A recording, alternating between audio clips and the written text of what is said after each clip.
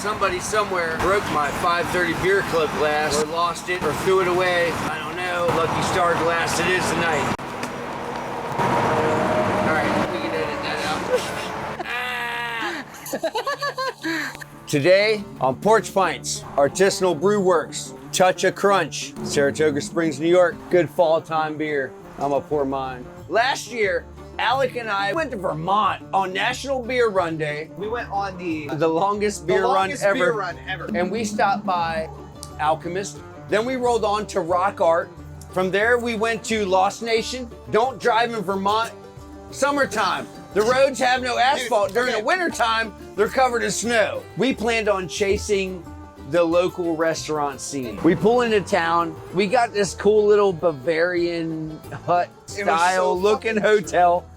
Really weird for the middle of summer. The only place open is this pizza place, Pie Casso's. Best pizza ever, man. When you sell Heady Topper and Focal Banger, I gotta order it. That's what we came to Vermont for. We wake up the next morning. Now, mind you, mid-COVID regulations, we get it. Alchemist is only open for pickup. We pick up, the max amount we could pick up, I think, was 4 cases of beer. 4 cases of Heady Topper. I got some stickers too. Stickers. I think you only got. Because we needed room in the car for the rest of the day. We got so fucking much.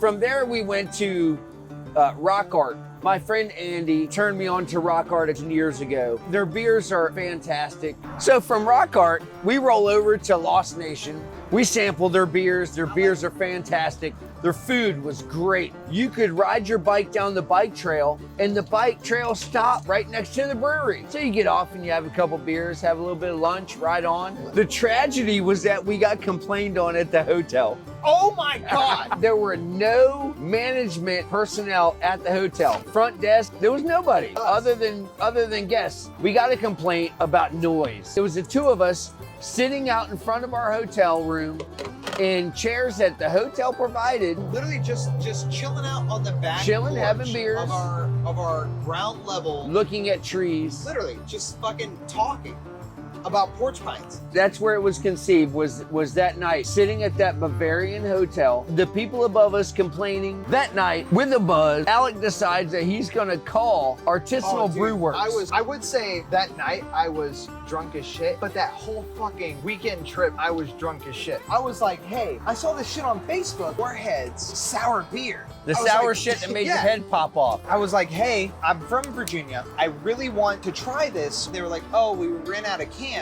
I get a text and it's from Kurt. Like, let me know what time you'll be by. And I was like, okay, we're leaving in the morning. We'll be there at 9 a.m. Like 9 a.m. I was like, you're coming from Virginia. And he's like, yeah, just text me when you roll up. And I was like, all right, cool, bet, dope. We spent the rest of the fucking night getting absolutely shit-faced fucking drunk. Just hammered. We had 8 cases of beer in our hotel room. Under blankets, under ice, with the air conditioner blowing straight on it, dude. It was great. We wake up the next morning and we're packing our car full of all this beer that's been sitting in front of the air conditioner, and we start driving. And mind you, we found this road that was it was a 1-car road. It went over the mountain pass. I was driving that shit. It was fucking horrifying. And there's this guy, he's got piles of beer and he's loaded it into his car. Picked this kid up from college, stops by every year, gets Heady Topper, and we're talking. And he said, stop by anytime you want. We get booked it to New York about 9 a.m. on a Sunday. National Beer Run Day. So we pull up. I text Kurt. I'm like, hey dude, we're here. He texts me back, come inside. I was like,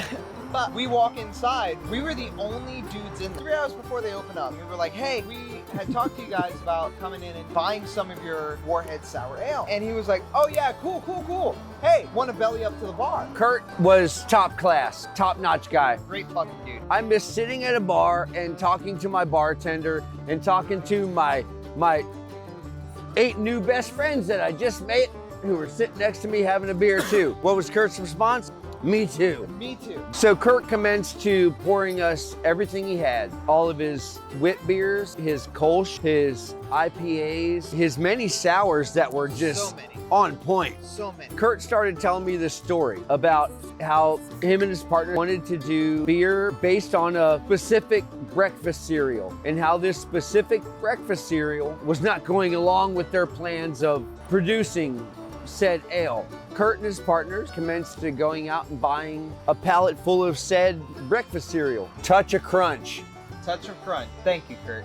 We appreciate your enthusiasm about going beyond the box and not sticking with the regular. Fantastic brew. Fucking cheers. So what I can say is off the nose, it smells very cinnamony, it smells very oaty on the mouth.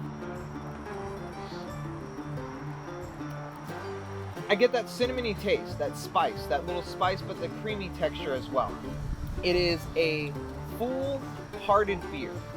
It is fantastic, not your average acidic beer. They nailed the taste perfectly. Now, when it comes to Touch of Crunch, you get exactly what they advertise. You're getting a great fall ale. It's got a creaminess, as Alec said. You get the cinnamon, you get that warm feeling, cold weather, traditional ale. I'm normally a hoppy guy. This was actually my first realm into different flavor profiles of beer. So when we first showed up, Kurt started he asked me what I liked. I said, I love the hoppy, I love the juicy. And then he referred back to what Alec liked, which was the sours, lagers, and more of that style. And then he brought this out and said this was his coming fall beer, and it does not disappoint. With the Touch of Crunch, if you like fall beer, but you're not a traditional Marzen guy or gal, I'm not trying to leave y'all ladies out. I know y'all love beer too, but aren't big fans of the pumpkin beers, the heavily spiced beers. This is very mild, traditional ale. As far as the fall time, delicious. 3.5 mustaches. I would give it a 3.8 out of 5 mustaches. If they put milk sugars in it, it'd be breakfast. Thank you so much, Brian, for having me here on Porch Pints podcast. You can check me out on twitch.tv/sneezy365, YouTube, Instagram, Twitter, and TikTok. One thing I do want to say, all the breweries that we were in contact with were all top-notch. Great customer service, handled themselves in the utmost professional manner, as best they could during the times that we were living in. So in the future, what I'm looking for is to talk to brewers. What do different brewers think about the new styles coming out? What's sticking around, what's not gonna stick around? I wanna get to know different brewers, their processes. I wanna get to know the populations around these breweries. That's all I wanna say. Thanks for tuning in to Porch Pints. We'll see you next month. Smash the bell, like the button, whatever you wanna do, man. Things are off the key nowadays. Nobody knows what's going on with today's society. So you know what, do you, man. If you like my content, come on back, check me out. It all helps. You know what? It's all good. I like everybody, I love everybody. Y'all have a good day. We'll see you next video.